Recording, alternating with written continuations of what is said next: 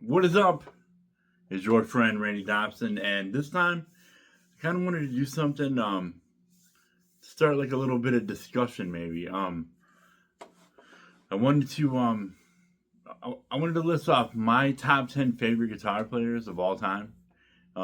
People that have like influenced me, that I've learned stuff from, that have got me like super excited about playing guitar through the years.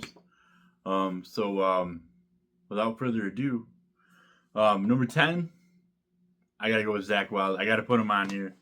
I don't really listen to him a lot nowadays. I don't listen to like his newer stuff that much, but like for that period from like No More Tears, Pride and Glory, Osmosis, Book of Shadows, like during like even like Sonic Brew, like that kind of time period, I was like obsessed with him when I was like high school, early like young adult, and I was like obsessed. And I got into playing Les Pauls and Super Overdrive and Marshall JCM 800, and I'm super glad that I kept the JCM 800, even though I got rid of all the Les Pauls that I had. I kept that amp, and I'm super grateful for that, and I'm super grateful for him for influencing me to do that, because that amp's like a total game changer. And I learned so much stuff from him, man. Like like a lot of his just like his sequence patterns, and like his pentaharmonics and stuff. Even though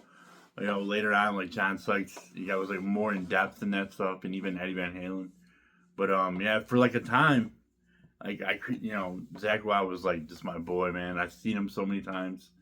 I got to hang out with him like so many times, and I had a lot of good times going to those shows. So, and number 9, I'm gonna go with Al Di Meola, because I got that. I got the what is it? Paco de Lucha, John McLaughlin, Al Di Meola, Saturday Night in San Francisco.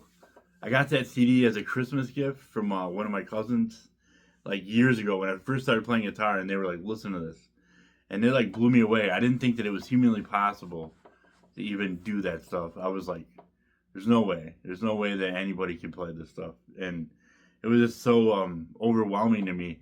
And then when I started, I mean, I still can't play that, obviously, but like when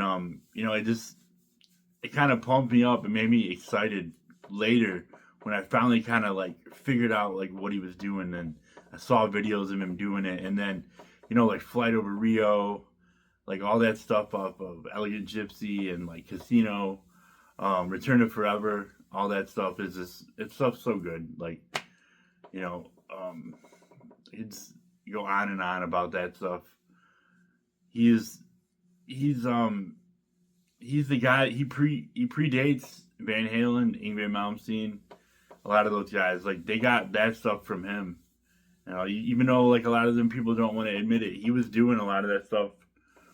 Like a lot of the really shreddy, like alternate picking, everything, picking everything on. He was like a pioneer of that, and I don't know where he got it from. I think he was like a fan of like the Beatles or something, but wherever he got it from. But he definitely was like a huge influence, still is on me.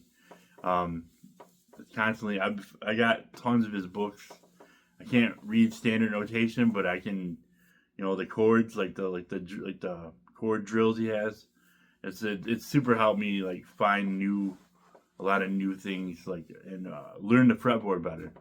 And that's I can't overlook that from him. So number 8, I'm gonna go with Jerry Cantrell, because Jerry Cantrell was like out of the grunge bands that I grew up with when I first started playing.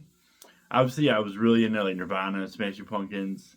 I was in all that Soundgarden stuff. Jerry Cantrell was like, he was kind of like the closest thing to being like a shreddy guy. And I've even heard him in interviews say that there was a point where he was actually like really into like shredding, and then he could have went either way, and he kind of like went more like the songwriting way and like riffing, and that worked out for him in the end because they made tons of money and sold tons of albums. But there's still like a lot of hints of him, of his ability to do that, ability to play like really really good stuff, and you can tell that he knows some stuff. So his riffs are amazing. He's like the riff guy, man. Like, and the band was so great with Mike Starr, like the early Alice in Chains, like the way that they complimented each other on those songs, and this like his tone, dude. His tone is so good. Like I was searching for that tone for like a long time, and I got the hot mod, the hot mod for the JCM 800. It's like two tubes and the one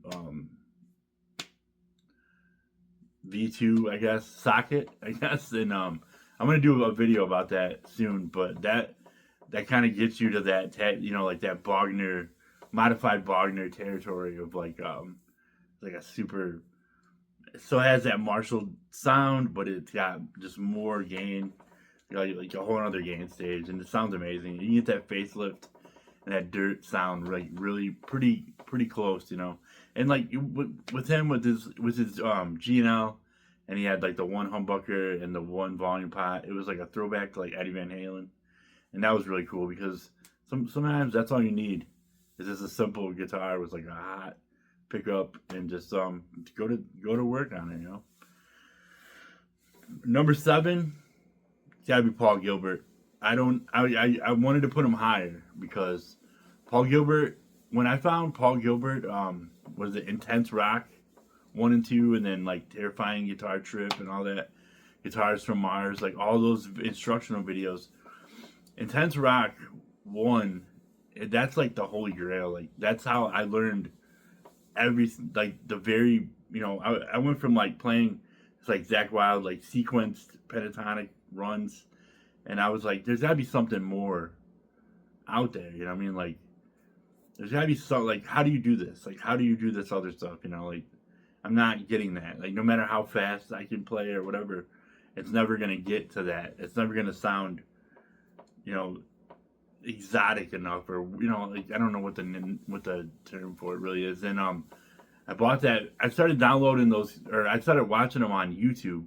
And then I had to buy the DVD. Just those, every lesson was, it just, I sat with the tab book and just learned all that stuff, and it was super beneficial to me. Like those patterns, everybody knows like the Intense Rock pattern, and it's the stuff that I still practice today. Like a lot of the, like the exercises he does and stuff on there, and it was just it opened up a whole nother world of guitar playing, to me, and like to the stuff that he did, like Racer X, obviously that stuff, Mr. Big, his solo stuff, like even like his when he was like a pop star in Japan for a while, that stuff is so good, man. Like Girls That Can Read Your Mind and like Vinyl and stuff. Those songs are so good, like so good. I kind of wish he would do something like that again, but everything he does is good, man. Everything he's always put out has always been awesome. It's been exciting. It's been fun to listen to, and I always find myself every couple weeks just deep diving into some Paul Gilbert, and every time I see like something come on YouTube, like where he's talking or giving like a lesson or anything, I always stop what I'm doing and watch that first, because he's everything the man says is like gonna be beneficial to anything. So I wish I could put him higher, but it's not really like a strict rating, I guess, but he's very high in spirit. For number 6, I'm gonna go with Doyle Bramhall 2, just because when I was younger, I was kind of like a Stevie Ray Vaughan poser, and then when I found him, he had that same spirit, but he had like I liked his songs better because they weren't just like your traditional blues, which is fine, but sometimes that gets like tired. I mean, like most of Stevie Ray Vaughan's catalog is like dum, dum, dum, boom, dum, dum, or the boom boom boom, and it's like you kind of know what to expect. You're gonna get 4 or 5 of those songs, maybe like a fast kind of, it's gonna be like a fast blues, some medium pace blues, a couple slow blues, and with Doyle Bramhall too, he had that tone, he had that spirit and that energy, and it was like just like regular like rock songs, and he still did some blues songs, but like his everything about him, man, like just his voice. His voice is amazing. Like he's probably one of my favorite singers, other than Donny Hathaway. He's probably my favorite male vocalist like ever. And this is about playing guitar, but he's everything he puts out is good. Like I've never heard him put out a bad. All of his albums, especially like Welcome and like Jelly Cream, those are so good. Like he's on it, man. Like he doesn't. It's not always like flashy and it's like a million notes a minute, but like his it's like so tasty. Like his vibrato, his tone. He's got the fuzzy sound, and man, it's just everything. His tone is so good. He's got like that tone is amazing. Like that he gets like the stuff he did with Roger Waters. That stuff was awesome. Like he did the Dave Gilmour stuff, and he just did it better, and that's saying a lot. You know what I mean? That's like it really inspired me like watching that stuff. So at number 5, I gotta go with Albert King. Albert King, most of the stuff that we do nowadays, I think he kind of made. I mean, he didn't make it up. He didn't make up all of it, but a lot of the stuff you can trace back to him. Like a lot of the licks and just like his vibrato and like the way that he bends strings, and he played upside down and he bent everything down, and he had that sick vibrato, and he didn't use a lot of gain, but he had like this, I don't know, man, he had this like this hot flying V, and he had this sound, man, like, and his stuff was so good. like I always, it's real simple stuff, and this could be interchangeable with like Freddie King or even BB King, but like for Albert King, out of all the old blues guys, he's like the guy that I just go back to, because I just feel like everything he did was like really interesting, and his guitar solo sounded amazing. His live stuff, even the stuff that he did in like the early '80s when he was like super old, still good, man. Like his '70s stuff, '80s, so good. Like even I think he died in like the early '90s, but I think he was still doing like really good stuff. It was really entertaining, and he's just like at the core, at my core, for like guitar playing. He's there. I mean, he's like at the very core. Where like, the stuff that he did is like the stuff that I was super built my foundation on. Was listening to him like for over and over and over and over again for years, and he was a special and amazing person, and he's amazing. Number 4, John Sykes. What can I say about John Sykes? He's probably, the Whitesnake '87 album that's like one of my favorite. It's like a full package. As guitar playing, like whatever Coverdale. I don't even realize he's there. The album is so good. Those songs are so good. It's banger after banger after banger after banger. I used to always tell this joke that on the 7th day, John Sykes created Zakk Wylde, and I don't know how true that is. Probably not, but like the stuff that he was able to do with his Les Paul, and just like a loud Marshall or like Mesa Boogie, just like his pentaharmonics and like his patterns and stuff, and sequence, like the stuff he did with Thin Lizzy, Thunder and Lightning, and like that whole like the live live or whatever, that last live album, just phenomenal. Like I just put that on, listen to it. There's like a Sight and Sound concert from like '82, I think, that's on YouTube, Thin Lizzy, where he plays, and it's just amazing. Like hearing him play like Jailbreak and like a lot of those old songs, and just doing the like that stuff. It's awesome. It's like it's everything you would want to hear Zakk Wylde do to like the Black Sabbath songs, but like on a whole nother level with like better songs that I like more. I mean, I can't say they're better songs, but songs that I like more. And it's just exciting. He's like super exciting guitar player. It sucks that we just lost him a couple weeks ago. But man, like there was a time where he was like my favorite guitar player for like a long time, and it was just for like a lot of different reasons, like the Blue Murder stuff, like just like the tastiest neck pickup Les Paul tone, and like his vibrato, like his wide, like that. It just blows me away. Like I love it. Sometimes I'll just listen to John Sykes like the whole for like weeks.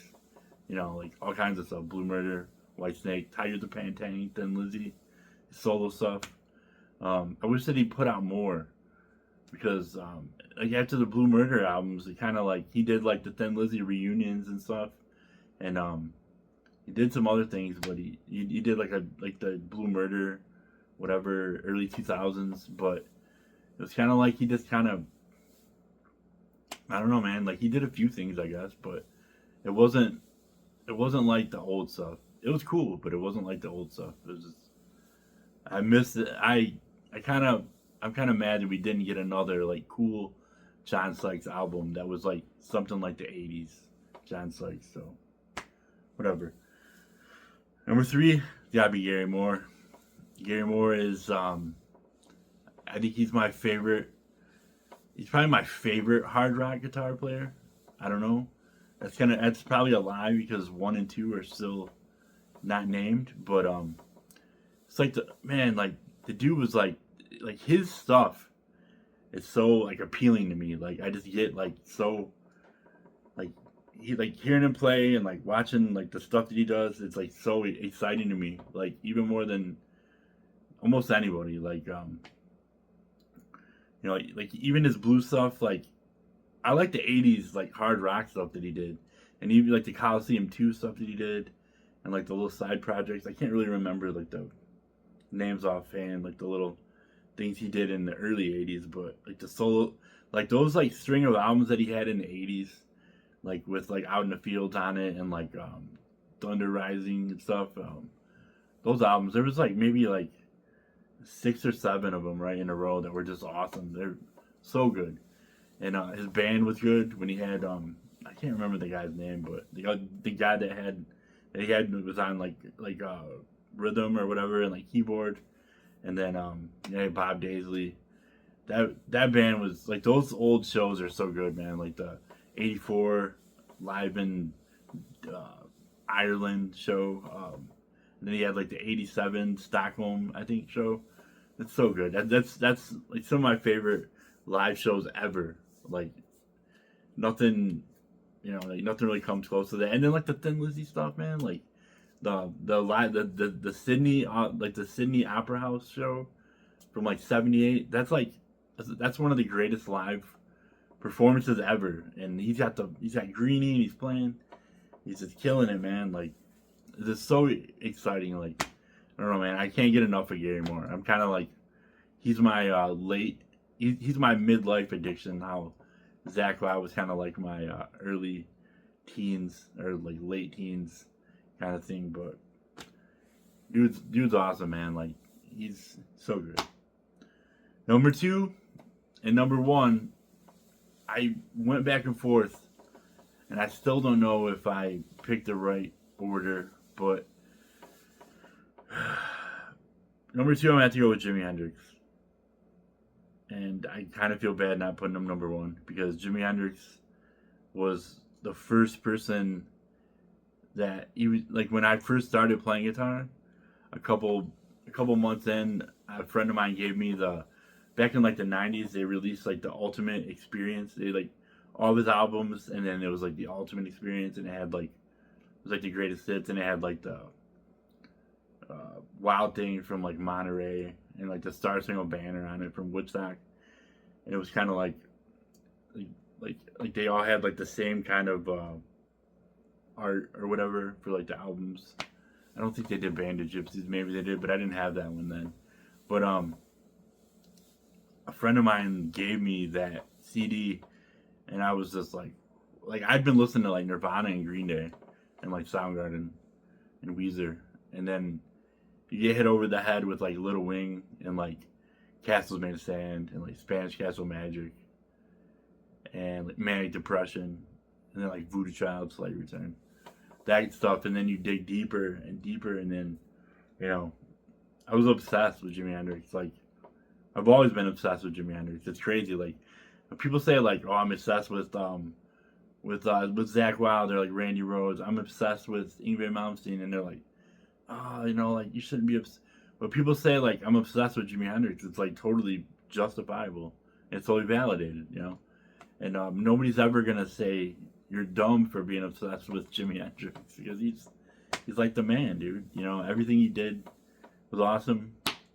Um, the way that he came up with, like the way that he took like a blues background and kind of took like the early rock, and he kind of just made like something else. It was like kind of like, but it was like hard rock, but it was different than like Led Zeppelin and Black Sabbath. It was like a smarter version, where like Led Zeppelin was kind of like they thought they were just doing classic blues, and like Deep Purple was doing their thing, and then Black Sabbath was doing their thing, and Jimi Hendrix was doing like something totally different, and it was like it was miles ahead of everybody else. You know, like there's only been a time where you can say there's been this guy is the greatest guitar player, and it might have been like Jimi Hendrix, Eddie Van Halen. You know, there's times where you can. There's not very many times. Maybe Steve Vai in like the 80s, 90s maybe, but like that's all relative. But definitely Jimi Hendrix was the greatest of that time, and the stuff that he did is still relevant, and the lessons that you can learn from just listening to his playing, it's like it'll never get old. His music will live forever. Number one, Eddie Van Halen. It has to be. It was either him or Jimi Hendrix. Kind of fought back and forth. Like it was like Eddie Van Halen. Just I took so much from Eddie Van Halen. Like just everything about him. Just like if you listen to like the isolated guitar tracks for like the old stuff, it's like the stuff that he did. Like people say like I'm prepared to go to the studio, but you're never gonna be like Van Halen 1, Eddie Van Halen prepared. He did all those songs in like one take with like no overdubs. It's just one guitar, one track, and all the stuff he did is like, he wasn't just playing chords. He's not just playing like blues licks. This dude's going crazy. He's doing all these fills, and he's doing bar dives, and he's doing these like slides, and he's doing tapping, and it's constantly something. I mean, there's some chords, and then there's fills and something, and it's just like the most exciting thing ever. Van Halen number one is probably the greatest album of all time. Like from a guitar sense, definitely. Like I'm not I'm not really like a huge Van Halen band fan as maybe other artists, but Van Halen, like I could care less about David Lee Roth, whatever they're singing about. I mean, obviously like the songs are cool sometimes, but like Eddie Van Halen, like the stuff that he did, and his like I shut everything out, like, and I just want to listen to him, and I picture him playing like sitting there with like that smile on his face, playing his white and black Strat with like the one pickup with like not even with the Floyd Rose yet, and then he busts out the what is it, the Ibanez Destroyer, and like like the red one. Then he had like the Ernie Ball guitars, and like dude was unmatched, man. Like even the stuff that he did before he passed, where he was like, you could tell that he wasn't well, was still like amazing, and it was still better than most people. And it just, I did my senior year, I did like my senior English paper on Eddie Van Halen, and it was cool because it was the first time I got to like get on the internet and kind of just like I learned like so much about him, and it was so interesting. And just listening to like recording the Van Halen 3 show off MTV when I was like 18, and then watching it every day and trying to learn some of those licks, even though this is like way into his career, like learning that stuff. It was like, it was like something I did every day for a while, and I'll never forget the enjoyment that I've had from listening to Van Halen like play guitar.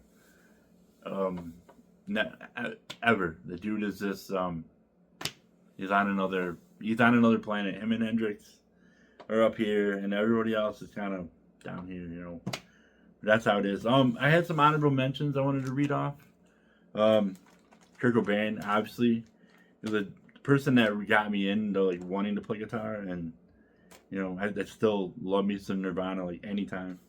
Eric Clapton, like the old Cream stuff. Not too much of a fan of like the newer stuff from like the 70s on. It is some good stuff though. There's some, you know, uh, From the Cradle, one of the greatest albums ever. But it's kind of hit or miss in the 80s, 90s. But that stuff like Cream, the early solo stuff. Chris Buck, he's probably my favorite modern guitar player, maybe. I mean, his phrasing is just amazing. He kind of the one that influenced me to even like start doing this, because I was watching his channel and I'm like, man, this dude is awesome and I like this format.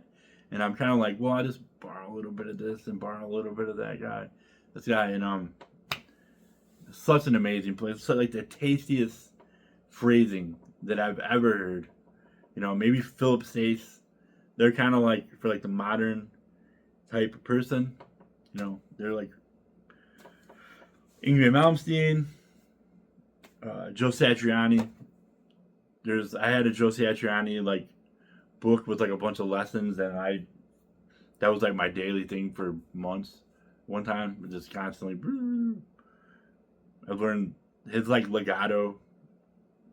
Trying to copy his legato. Like there's that one lick on Echo of Surfing with the Alien. After the first kind of like chorus part when it comes back in, that's like one of my favorite licks ever. Like just like, and that kind of like got me into playing legato, because I'm like I want to do that. Like I want to be able to do that, and that stuff just is so exciting to me. Steve Vai, I wish I could have put Steve Vai in the top 10. I went back and forth with maybe kicking somebody off and putting him on there. I love Steve Vai. I love everything that he did, man. Like stuff with Frank Zappa, Alcatraz, the early stuff, Whitesnake stuff. There was about a year time where I was obsessed with Steve Vai, where I just listened to Steve Vai all the time and nobody else. And that dude is amazing, and he's a freak. Like, nobody plays like him. Frank Zappa, obviously. Frank Zappa is amazing. The stuff that he came up with. That dude is on like a whole. He's probably the smartest guitar player ever, for sure. Andy Summers from The Police. As far as like rhythm playing goes, his sound, his tone, his chorus, dude. Like I wish I could have put all these guys in the 10, man. Like, but I could probably do like a 75 favorite guitar players and still miss people, But Slash, there was a time where I was obsessed with Slash. I love Slash. Like, I love Appetite for Destruction, God Tier album all day long. So good. Prince is amazing. And one of my favorite songwriters, guitar players, just master musician. I don't know why I kept saying magician. You might as well be a magician. This stuff is so like the old stuff, man. Like I liked when he did stuff live that was different than like on the album, and like there's like so many different versions of like these songs, because he was just like, I want to do it like this time, and I want to do it like that. It was just so like amazing. The dude was so gifted. Plus, best Super Bowl halftime performance by far. Steve Gaines from Leonard Skinner. That dude was he could have been like an all-time great. I feel he could have been in the conversations with like people like Eric Clapton, Jimmy Page, Jeff Beck, no doubt. You know, he just his body of work is really small, but like his like One in the Sun album, so good. A lot of the stuff he did on Street Survivors, the stuff that he plays on, so good. He was so much better than any of the other people in the band. He was on like another level. That dude was, like it sucks. He got ripped off of like having like a very legendary career. Um, Freddie King, Buddy Guy, BB King, all those, guys, like the old blues guys. I didn't want to put like them all in there, but I mean, I love that stuff. That's the stuff that I listen to and I get like super excited about listening to. I can listen to Freddie King all day and I can still learn stuff. And I still love all that stuff. Buddy Guy, getting to meet Buddy Guy was like one of the coolest moments of my entire life. And, one day he's going to pass and it's going to really be hard. It's going to really be hard. Andy Timmons, Eric Johnson, Guthrie Govan, go through like a little bit more of them at the end together. It's people that I like, for like a couple months, I've obsessed over. Eric Johnson is so good. There's just so many names. There's so many names. But that's my list. I would love to hear who your favorite guitar players are. So drop a comment below if you would love to. If you would like to, because you're probably not going to love to. It's probably not that serious. But I would love to read it. So, as always, thanks for liking, subscribing, watching, leaving a comment, sharing. It's your friend Randy Dobson, and thanks for watching.